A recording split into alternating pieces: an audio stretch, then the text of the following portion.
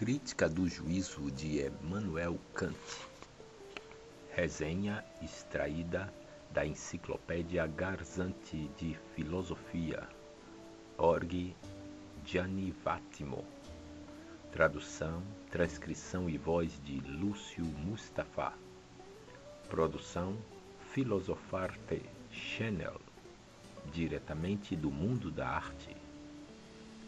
Estabelecido com as duas primeiras críticas que os domínios nos quais se repartem os princípios a priori são conhecer e agir, a filosofia cognoscitiva do juízo, Urteilskraft, objeto da terceira crítica, será o termo médio entre o uso teorético e o uso prático da razão, ou seja, a ponte entre natureza e liberdade, através da pesquisa dos princípios a priori da teleologia.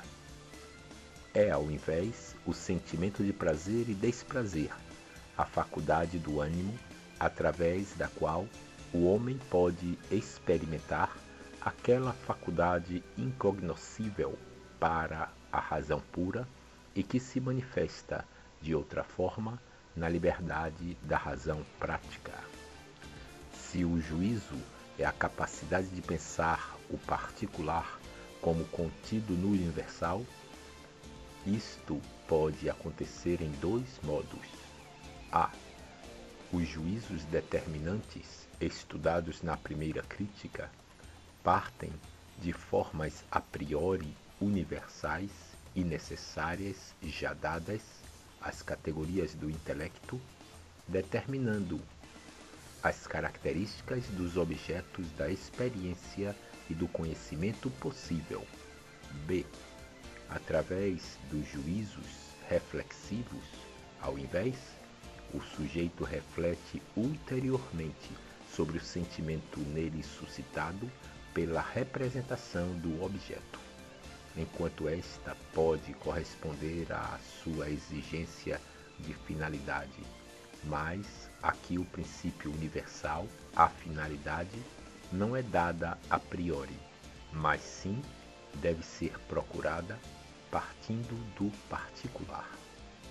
Depois do prefácio e da introdução, a obra se subdivide em duas partes: crítica do juízo estético e crítica do juízo teleológico, ambas articuladas numa analítica e numa dialética.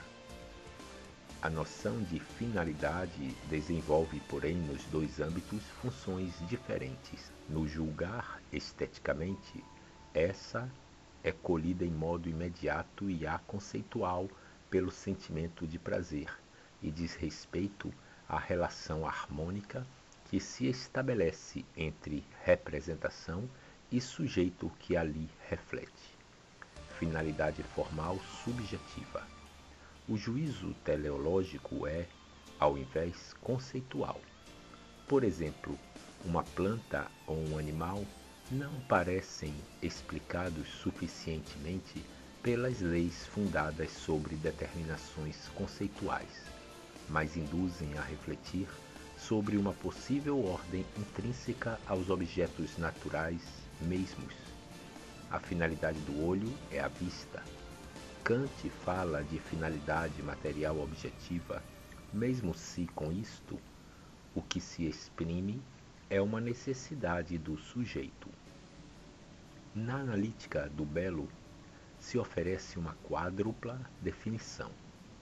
Se o belo é aquilo que agrada enquanto objeto do juízo de gosto, e portanto se distingue do útil, do verdadeiro, do prazeroso e do bom, pela qualidade esse será desinteressado, pela quantidade universal, ainda se aconceitual, pela relação será livre de fins estranhos e pela modalidade será necessário. Kant distingue, portanto, entre beleza livre e beleza aderente. A primeira não pressupõe nenhum conceito daquilo que o objeto deve ser, por exemplo, um arabesco. A segunda pressupõe este conceito e a perfeição do objeto que o quer representar. Por exemplo, um edifício cuja definição de beleza não é estranha à noção do que deva ser. A questão do universal, do belo, é retomada na dialética do juízo estético.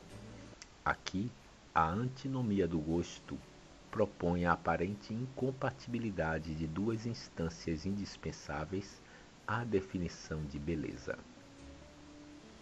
O juízo de gosto, de fato, não pode basear-se sobre conceitos, teses. De outra forma, a finalidade seria uma categoria a priori e o belo um conceito. Todavia, uma qualquer universalidade é de qualquer forma necessária. Antítese.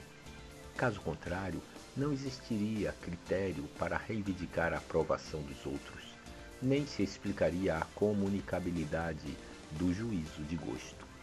A antinomia é resolvida por Kant, afirmando que o juízo estético deve a própria subsistência a um livre jogo entre imaginação e intelecto. A imagem aparece de fato ao juízo, que é faculdade autônoma, livremente, conforme e em harmonia com as faculdades do ânimo. Daqui uma validade comum do juízo de gosto, que se funda intersubjetivamente sobre um tipo de senso comum.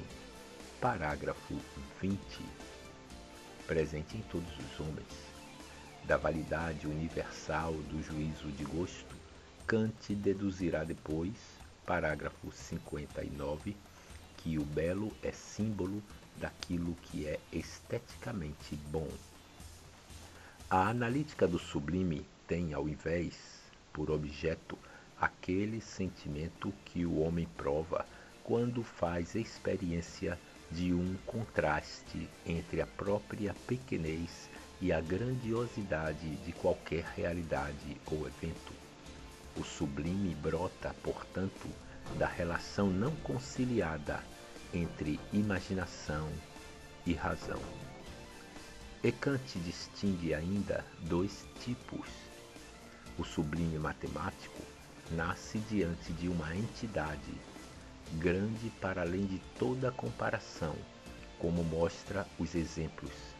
A vista grandiosa do céu estrelado, um monumento audaz como uma pirâmide, a série de números naturais.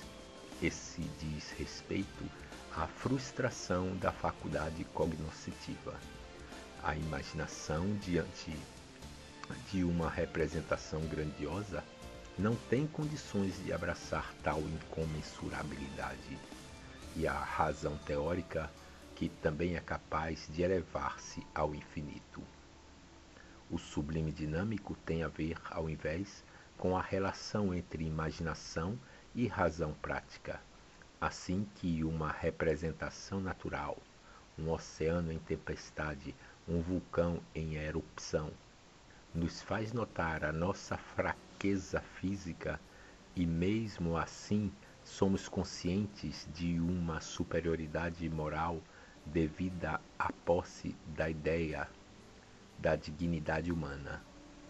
Em ambos os casos, o prazer negativo, misturado com repulsão, transforma a frustração inicial em reconhecimento e exaltação da grandeza espiritual do homem.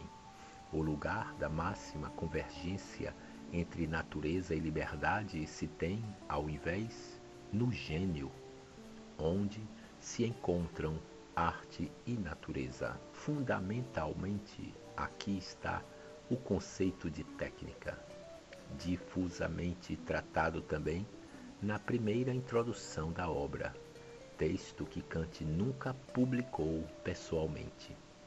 A natureza pode ser considerada bela quando revela uma finalidade que tem aparência de arte, quase como se tivesse sido pensada intencionalmente segundo fins, enquanto a arte parece bela quando revela nas próprias formas a aparente espontaneidade da natureza.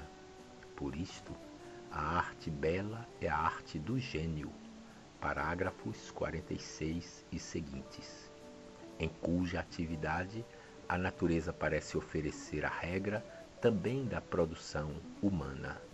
Enquanto, para formular um juízo estético, é necessário e suficiente possuir o gosto, para produzir uma obra de arte é necessário gênio, aquela feliz disposição capaz de colher as ideias estéticas, ou seja, aquelas representações que através da expressão artística, plástica, pictórica, poética, podem estender simbolicamente o nosso pensamento para além dos limites determinados a ele pelo conhecimento, sem trair as prescrições da gnoseologia crítica. Kant elabora também um sistema de artes, parágrafo 51, sobre a base dos modos da expressão delas. Produção Filosofarte Channel, diretamente do mundo da arte.